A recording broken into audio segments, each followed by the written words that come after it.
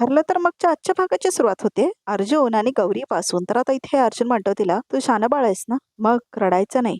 असं म्हणतो अर्जुन. सायलीताई लवकर परत येईल. आपण सगळे हसत हसत सायलीताईची वाट बघूया असं म्हणतो अर्जुन. मग तू सुद्धा लढू नकोस ना असं म्हणते ती. तू रडलास तर तिला आणखीन उशीर होईल असं म्हणते ती छोटी मुलगी बघा प्रेक्षक होत तडत. तर आता ती अश्रू पुसते अर्जुनचे. प्रतापला हसायला येते बघून. सायलीताई आली की मी तिला परत जाऊनच देणार नाही असं म्हणते ती. तिला घट धरून ठेवणार. मग तू तिला कुठेही नाही ना घेऊन जाणार असं म्हणते ती.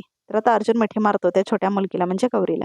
नाही नाही असं म्हणतो अर्जुन. तुझ्या सायलीताईला मी कुठेच घेऊन जाणार नाही असं म्हणतो तो. ती तुझ्या सोबतच राहणार हा असं म्हणतो तो. कुसुम असं म्हणतो मधुभाऊ. तिला घरी घेऊन जा असं म्हणतात मधुभाऊ. गौरी जेवली आहे का? ती पटकन तिच्यासाठी काहीतरी बनवते असं म्हणते कल्पना ताई राहू द्या, मी तिला घरी घेऊन जाते, काहीतरी खाऊ घालते आणि लवकर झोपवते असं म्हणते कुसुम. पण सायलीताई तर इथे येणार आहे ना असं म्हणते गौरी. सायलीताई इथे आली ना तर आपण परत इथे येऊ बाळा हा. पण मी इथेच राहते ना, सायलीताई आली की मला लगेच भेटेल असं म्हणते गौरी. हे बघ बाळा, सायलीताई आली ना की आपण लवकर तुला इथे घेऊन येऊ असं म्हणतात मधुभाऊ. नाही असं म्हणते गौरी, मी इथेच राहणार. श्वेताताई पण इथेच राहते ना असं म्हणते गौरी. मग मी पण इथेच राहणार. अरे बाळा, असा हट्ट नाही करायचा असं म्हणते श्वेता. मी का म्हणतो तिला राहू दे ना इथे हा असं म्हणतो प्रताप. हो ना, मी छान खेळेल तिच्या बरोबर असं म्हणते अस्मिता. आणि मी आहेच दोघांनाही सांभाळायला असं म्हणते श्वेता. मधुभाऊ असं म्हणतो अर्जुन. गौरीला इथेच राहू दे असं म्हणतो अर्जुन. सायली परत आल्यावर बघू आपण असं म्हणतो तो मधुभाऊ. इथे तिचं मन रमलं तर ती रडत सुद्धा नाही बसणार असं म्हणतो अश्विन. आता तुम्ही सगळे एवढं बोलताय तर ती राहू दे इथे असं म्हणतात मधुभाऊ. मी आतमध्ये जातो असं म्हणतो अर्जुन आणि आता तो जातो. तर आता श्वेता येते गौरीकडे आणि आता ती गौरीला घेऊन बाजूला जाते. तर आता सगळेजण गौरीकडे बघत असतात. चला मधुभाऊ निघूया असं म्हणतेस कुसुम. गौरी बाळा येते हा मी असं म्हणते कुसुम. रडायचं नाही आणि मस्ती नाही करायची असं म्हणते कुसुम त्या गौरीला. खरंच या गौरीला बघून खरंच कंटाळला बघा प्रेक्षक हो. म्हणजे एवढ्या इंटेन्स सीन आहेत आणि मध्येच ही मुलगी. काय गरज होती या मुलीला एवढ्या इंटेन्स एपिसोड मध्ये आणायची? काय वाटतंय तुम्हाला प्रेक्षक हो? खरंच वैताग येतोय ना त्या छोट्या मुलगीला बघून मध्ये मध्ये. तर आता चैत्र म्हणतो मावशी मी पण निघतो, उद्याची हिअरिंगची तयारी करायची. हो असं म्हणतो अश्विन. तर आता चैतन्य निघून जातो बघा प्रेक्षक हो तिथून. बाकी सगळे सुद्धा आपापल्या खोलीमध्ये जातात. गौरी चल मी तुला स्मितला भेटवते असं म्हणते आता अस्मिता. तर आता ती गौरीला घेऊन जाते आपल्या खोलीमध्ये. इथून ना आतमध्ये जायचं, मग माझी रूम आहे असं म्हणून ती गौरीला घेऊन जाते. एकेकाची पडलेली तोंड बघायला खूप मजा येते मला असं म्हणते श्वेता. तुमच्या कोणाच्याही चेहऱ्यावर इतक्यात हसू नाही येणार असं म्हणते श्वेता मनातल्या मनात. तर आता इथे प्रिया आणि त्या कॉन्स्टेबलला दाखवले. तर आता प्रिया म्हणते त्या कॉन्स्टेबलला, सायली इथे आली म्हणून मी खुश आहे, पण ती इथे आल्यामुळे खूप मोठा प्रॉब्लेम होऊन बसला असं म्हणते प्रिया. कोणता प्रॉब्लेम असं म्हणते ती कॉन्स्टेबल. माझं घर असल्यासारखं मी तुझा फोन वापरायचं इथे, पण आता ती आल्यामुळे मला नाही वापरता येणार असं म्हणते प्रिया. मोठी रिस्क घेतल्यासारखी होईल, नाही तर ती सायली आहे ना, सायली सारखी नजर ठेवून असेल माझ्यावर असं म्हणते प्रिया. इथून पुढे तुला माझा फोन घ्यायचा नाही आहे ना, इथे तुझं काम संपत नाही असं म्हणते प्रिया. उलट वाटतंय असं म्हणते प्रिया. आता माझे सगळे फोन तू अटेंड करायचेस असं म्हणते प्रिया. आणि काय काय होतंय ना ते मला कळवत राहायचं असं म्हणते प्रिया. हा जर काय महत्वाचं असेल तर सचिनला किंवा श्वेताला माझ्याशी बोलायचं असेल तरच फोन द्यायचं असं म्हणते ती. हो कळलं असं म्हणते ती. तुमची एवढी कामं करते मी, जरा माझे पैसे वाढवायचे पण बघा असं म्हणते कॉन्स्टेबल. सचिनशी बोल, तो मैपतशी बोलेल असं म्हणते प्रिया. हे काम कर तू, सचिनला कॉल लाव असं म्हणते प्रिया. आणि त्याला विचार की उद्याच्या हिअरिंगची सगळी तयारी झाली की नाही, सगळं करत राहायला हवा मला असं म्हणते ती. सचिनचा आत्ताच मला कॉल आला होता असं म्हणते कॉन्स्टेबल. ते सांगत होते कोणत्या तरी वकिलाबद्दल असं म्हणते ती. शेंडे वकील असं म्हणते प्रिया. त्यांचं काय? शेंडे वकिलांशी मैपत साहेब स्वतः बोललेत, ते सायलीला नक्की शिक्षा देणार असं म्हणते ती कॉन्स्टेबल. माझी ताई खरंच तुझे पैसे वाढवायला हवेत असं म्हणते प्रिया. सायली इथे आल्यामुळे फार काय मला नाही करावं लागणार आहे. आता जे काय करायचंय ते सचिन, मैपत आणि त्यांचा तो वकीलच करेल असं म्हणते प्रिया. तर आता इथे सायली बसलेली असते आपल्या खोलीमध्ये. तर आता कॉन्स्टेबल म्हणते प्रियाला असं बोलत होते की सायली तुझा चेहरा असा का दिसतोय असं म्हणते ती कॉन्स्टेबल. परत बरं वाटत नाहीये का तुला असं म्हणते ती. नाही नाही असं म्हणते सायली, बरी आहे मी. हे बघ परत श्वास लागला किंवा उलटीसारखं वाटलं ना तर लगेच मला हाक मार असं म्हणते ती कॉन्स्टेबल. दोन जीवांची असतो, तुझी थोडी काळजी तर घ्यायलाच पाहिजे ना असं म्हणते ती. दोन जीवांची तर प्रिया पण आहे असं म्हणते ती. मी खूप वर्ष काम केले जेलमध्ये, मला माणूस कळतो. सायली तू खूप साधी आहेस, तुझ्या बाबतीत नक्कीच काहीतरी चुकीचं घडत असेल, पण ती प्रिया प्रिया महा पाताळ यंत्री आहे आणि काही दिवसापासून तिच्या डोक्यात भारा भरल्यासारखी ती वागते असं म्हणते ती कॉन्स्टेबल. तिला कोण थांबवत नाही का असं म्हणते सायली. इथे असेच नमुने येत असतात, पुन्हा कुणाला थांबवणार असं म्हणते ती कॉन्स्टेबल. जेलर मॅडम म्हणत होत्या तुझा आवाज परत त्यांना ऐकून यायला पाहिजे तसं म्हणून ती कॉन्स्टेबल ओरडते प्रियाला. प्रिया ड्रामा करते, बाथरूमला जायचंय प्लीज, याची तरी परवानगी मिळेल ना असं म्हणते प्रिया. चल चल असं म्हणते कॉन्स्टेबल आणि ड्रामा करत असतात बघा प्रेक्षक होते दोघी. तर आता सायलीला आतमध्ये आणून ठेवते ती कॉन्स्टेबल आणि सायलीच्या बॅरेकमध्ये दुसरी पण बाई असते, ही सीमा कॉन्स्टेबल. जेव्हा बघावं तेव्हा प्रियाच्या सेलमध्ये असते. दोघींचं चांगलंच काहीतरी चाललंय असं म्हणते ती कॉन्स्टेबल. सीमाताईंमुळे प्रियाचा नक्कीच काहीतरी फायदा होत असणार म्हणून ती त्यांना धरूनच ठेवणार. खूप स्वार्थी आहे प्रिया असं म्हणते सायली. गेली अनेक वर्ष बघतीये मी. ते जाऊ दे, तू डोक्याला ताप करून घेऊ नकोस, नाहीतर तुझी तब्येत बिघडवायची असं म्हणते ती. हो असं म्हणते सायली. काळजी घ्या असं म्हणते ती कॉन्स्टेबल. तर हो असं म्हणते सायली. तर आता सायली जाऊन बसते त्या बाकावरती. तर आता तिला खूप दुःख झालेलं असतं जेलमध्ये असते म्हणून. तर तिला आठवतं कसं अर्जुन आणि सायली पत्र लिहित असतात ना आपल्या बाळाला, हे सगळं तिला आठवतं. तर आता तिला आठवतं कसं दोघांचा डोहाळे जेवणा दिवशी फोटो क्लिक केलेले असतात ते. तर आता ती आपल्या पोटावर स्पर्श करून बघत असते माझं बाळ म्हणून. तर आता तिला खूप रडायला येत असतं. अहो मला तुमची खूप आठवण येते असं म्हणते सायली. इथे अर्जुनला पण रडायचं दाखवलंय बघा प्रेक्षक हो. खरंच खूप इमोशनल सीन आहे हा. तर आता अर्जुन एका बुककडे बघत असतो. तर आता त्याला आठवतं कसं दोघे मिळून ड्रॉइंग काढत असतात ते. तर कसं ते दोघे दूध पित असतात हे सगळं त्यांना आठवतं. तर आता खूप जास्त भाव झालेला दाखवलंय अर्जुनला. दोघांनाही जुन्या आठवणी येत असतात बघा प्रेक्षक आणि दोघे खूप जास्त इमोशनल झालेले असतात आणि रडत सुद्धा असतात. आणि फ्लॅशबॅक मध्ये त्यांचे पहिलेचे सगळे क्षण दाखवलेत बघा प्रेक्षक हो. अर्जुन खूप जास्त रडत असतो इथे आणि त्याच्या हातामध्ये पेन असतं. सायली पण इथे खूप जास्त दुःखी असते आणि ती पण रडत असते. तर आता तिला आठवतं की अर्जुन आलाय आणि तिचा हात पकडलाय म्हणून. तुम्ही इथे असं म्हणते सायली. जिथे सायली तिथे अर्जुन असं म्हणतो अर्जुन.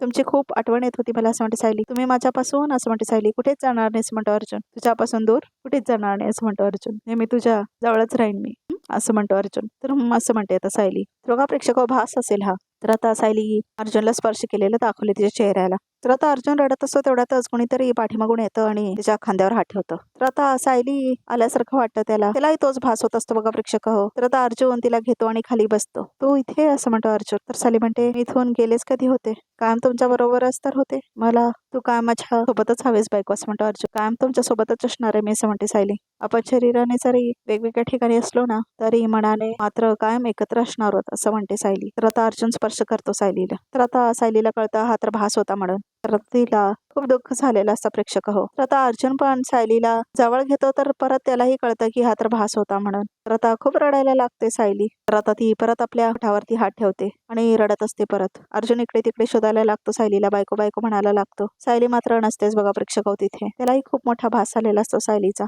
सायलीला खूप जास्त रडायचं दाखवले. बाळा तुझे आई बाबा एकमेकांशिवाय अजिबात राहू शकत नाहीत बाळा.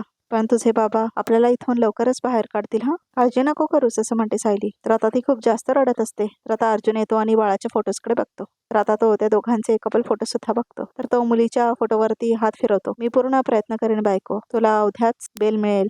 तुला आणि आपल्या बाळाला घरी घेऊन येणारच आहे असं म्हणतो अर्जुन. आय प्रॉमिस असं म्हणतो तो. तर आता कोर्टामध्ये सुनवाई असते. तर आता जज आलेले असतात आणि सायली सुद्धा आलेली असते. तर अर्जुन आणि चैतन्य सुद्धा तिथेच असतात. तर आता कारवाई सुरू झालेली असते. तर प्रोसिडिंग मे बिगिन असं म्हणतात जज. ऍडव्होकेट अर्जुन सुभेदार तुमचा वकीलपत्र सादर करा असं म्हणतात ते जज. तर आता अर्जुन म्हणतो येस माय लॉर्ड, हे आहे माझं वकीलपत्र. मी सायली सुभेदार यांचा वकील आहे असं म्हणतो अर्जुन. तर आता तो येतो आणि सबमिट करतो आपलं वकीलपत्र बघा प्रेक्षक हो. तर आता वकीलपत्र बघतात ते जज. तर आता दुसरा वकील आलेला असतो. मी सुरेश कदम यांचा वकील, हे माझं वकीलपत्र असं म्हणून तो दुसरा वकील सुद्धा आलेला असतो बघा प्रेक्षक हो. Advocate Shende your opening statement please असं म्हणतात जज. माय लॉर्ड, सायली सुभेदार ह्या पनवेल मधल्या सभ्य आणि सुशिक्षित घरातल्या आहेत, पण दिसतात तसं नसतं हेच खरंय. सायली सुभेदार यांच्यावर अल्पवयीन मुलींची तस्करी करणं, अश्लील व्हिडिओ काढणं, त्यापासून पैसे कमावणं यासारखे गंभीर गुन्हे दाखल आहे त्यांच्यावर मी लॉर्ड असं म्हणतात ते वकील. मी असं काही केलेलं नाही जज साहेब असं म्हणते आता सायली. मी कुठलेही व्हिडिओ काढलेले नाहीत असं म्हणते सायली. आणि कुठल्या मुलीला कधी त्रासही दिलेला नाही असं म्हणते सायली. आणि मुळात तुमच्या आश्रमामधली कुठलीच मुलगी अल्पवयीन नाही आहे असं म्हणते Sayali. Order order order please असं म्हणतात जज. ऍडव्होकेट सुभेदार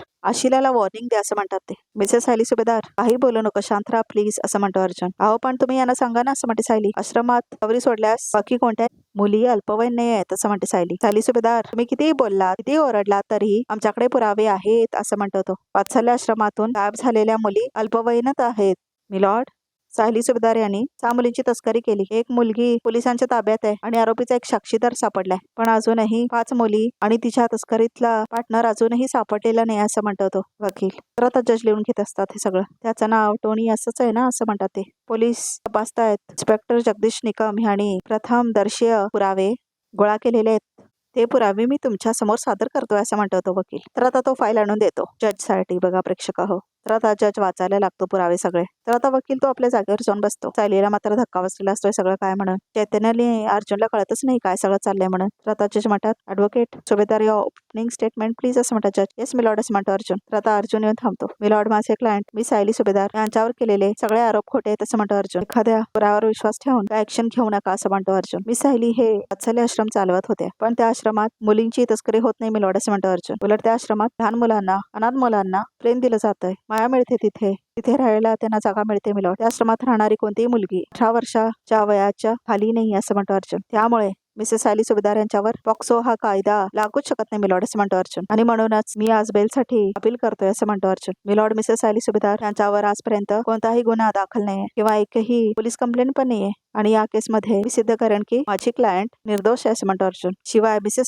सायली सुभेदार 7 महिन्यांच्या प्रेग्नेंट आहेत मिलॉर्ड असं म्हणतो अर्जुन. त्यामुळे कोर्टाला विनंती करतो मिसेस सायली सुभेदार यांना जामिनावर सोडलं जावं असं म्हणतो अर्जुन. ऑब्जेक्शन मिलॉर्ड असं म्हणतो तो ऑपोजिशनचा लॉयर. सायली सुभेदार यांच्यावर पॉक्सो लागलाय, मग अर्जुन सुभेदार बेल कसंच मागू शकतात मिलॉर्ड असं म्हणतो तो दुसरा वकील. या केसमध्ये आरोपीचा साथीदार असलेला टोनी अजूनही पोलिसांना सापडलेला नाही असं म्हणतो तो वकील. अशा वेळी साक्षीदारांवर दबाव आणला जाऊ शकतो, पीडित मुलींची साक्ष बदलण्याचा प्रयत्न केला जाऊ शकतो असं म्हणतो तो वकील. एवढी मोठी रिस्क आम्ही नाही घेऊ शकत असं म्हणतो तो. मी सायली सुभेदार यांचा वकील म्हणून मी सांगतो मी पूर्ण सहकार्य करेल. सायली सुभेदार हे शहर सोडून जाणार नाही असं म्हणतो अर्जुन. तर आता जज लिहित असतो आपलं जजमेंट. तर आता अर्जुन म्हणतो त्यांची नाजूक तब्येत लक्षात घेता त्यांना ह्युमॅनिटेरियन ग्राउंड्सवर बेल मिळावी अशी मी कोर्टाला विनंती करतो असं म्हणतो अर्जुन. तर अपोजिट वकीला खूप राग येतो. दॅट्स ऑल मिलॉर्ड असं म्हणतो अर्जुन आणि जाऊन बसतो तो. तर आता दोघेही जाऊन बसतात बघा प्रेक्षक वकील. तर आता जजमेंट देणार असतो जज. ऍडव्होकेट सुभेदार कितीतरी गंभीर गुन्ह्यांसाठी गरोदर बायका शिक्षा भोगत आहेत असं म्हणतो तो. इथे त्यांच्या तब्येतीची बरोबर काळजी घेतली जाते असं म्हणतात जज. त्यांना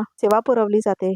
मग तुमच्या आरोपीच्या बाबतीत तुम्ही ह्याच्याबद्दल चिंता करूच नका असं म्हणतात ते जज. हे प्रकरण प्रत्यक्ष क्षणी बघून असं वाटते की हा आरोप अत्यंत गंभीर आहे आणि म्हणूनच हे कोर्ट आरोपी सायली सुभेदार हिला जामीन मंजूर करण्यास नकार देतोय असं म्हणतात ते जज. तर आता खूप जास्त आनंद झालेला असतो ऑपोजिट वकीलला. अर्जुनला मात्र खूप मोठा धक्का बसलेला असतो. त्यांचा जामिनाचा अर्ज फेटाळला जातोय असं म्हणतात जज. तर खूप जास्त रडायला येतं सायलीला. चैतन्याला पण रडायला येतं आणि अर्जुन मात्र शॉक मध्ये असतो. अपोजिट वकील मात्र खूप आनंदात असतो बघा प्रेक्षक हो. तर अर्जुन म्हणतो मिलॉर्ड तर कोर्ट इज अडजर्न्ड असं म्हणतात जज. पुढच्या सुनावणीसाठी तारीख दिली जाईल असं म्हणतात ते. तर आता उभारतात जज आणि निघून जातात तिथून. तर आता कारवाई संपलेली असते बघा प्रेक्षक हो. अर्जुन हताश खाली बसलेला असतो. तर आता सायलीला मात्र कळतच नाही काय करावं म्हणून. आणि हा सगळा व्हिडिओ रेकॉर्ड करत असतात राकेश आणि सचिन. तर आता प्रिया हे सगळं बघत असते. व्हिडिओ बघत असते बघा प्रेक्षक होती. अर्जुन सायली बहिणीला भेट असं म्हणतो चैतन्य, कारण आता नेत असतात ना सायलीला. तर आता बघा प्रेक्षक हो लाईव्ह बघत असते प्रिया सगळं टेलिकास्ट आणि सचिन आणि राकेश तिला दाखवत असतात. तर आता अर्जुन येतो सायलीकडे. मिस्टर निगम मला 5 मिनिटं बोलता येईल का असं म्हणतो.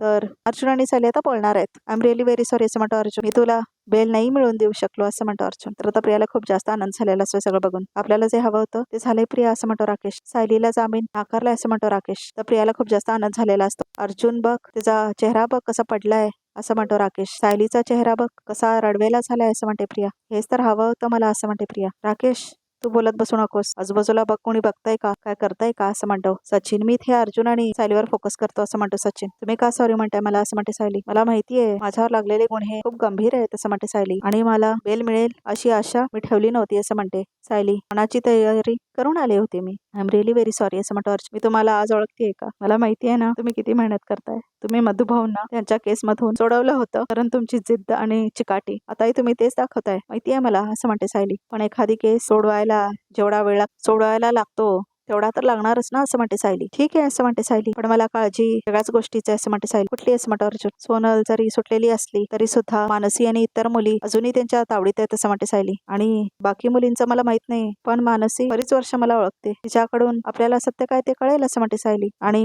हे बघा मला माझी काळजी नाहीये, पण मला मुलींची जास्त काळजी वाटते, त्यांची काळजी जास्त आहे मला असं म्हणते सायली. तुम्ही काही करून त्यांना लवकरात लवकर शोधून काढा असं म्हणते सायली. तू टेन्शन घेऊ नको, आपला तपास चालूच आहे असं म्हणतो अर्जुन. तुमचा असा पडलेला चेहरा मला बघवत नाही माहितीये ना तुम्हाला असं म्हणते सायली. आता रडायचं नाही, लढायचं असं म्हणते सायली आणि जिंकायचं असं म्हणतो अर्जुन. तर इन्स्पेक्टर सगळं त्यांचं बोलणं ऐकत असतो बघा प्रेक्षक हो. तर आता प्रियाला मात्र खूप जास्त आनंद झालेला असतो. तर प्रेक्षक वाचा बघितले समोर बघा तर एकामध्ये काय ते. तर आता अर्जुन आणि चैतन्य भेटायला आलेले असतात सायलीला. तर आता अर्जुन म्हणतो जेव्हा सोनल भेटायला आली होती आश्रमामध्ये, जेव्हा तिचं ऍडमिशन झालं होतं, फॉर्म भरताना तिच्या वयाबद्दल काही डिस्कशन झालं होतं का असं म्हणतो अर्जुन. असं बोलणं काय झालं नव्हतं असं म्हणते सायली. पण एक गोष्ट मला आठवली, तिने सांगितले होतं की त्या दिवशी जत्रेत आग लावली होती ना तेव्हा तिचा 3रा वाढदिवस होता असं म्हणते सायली. 2 मे 2008 साली सोनल 3 वर्षाची झाली होती. 2 मे 2008 लाच आग लागली होती असं म्हणते सायली. म्हणजे सोनलचं वय आता 21 असेलच असं म्हणतो अर्जुन. हो असं म्हणते सायली. तर बघा प्रेक्षकावर रिकॅप सुद्धा इथे संपतो. तर आमच्या या चॅनलला सबस्क्राईब करायला अजिबात विसरू नका आणि आमच्या या व्हिडिओला हाईप करायला अजिबात विसरू नका. तर प्रेक्षक अजून एक्सक्लुझिव्ह पिक्स बघायचे असतील तर हा व्हिडिओ बघतच राहा.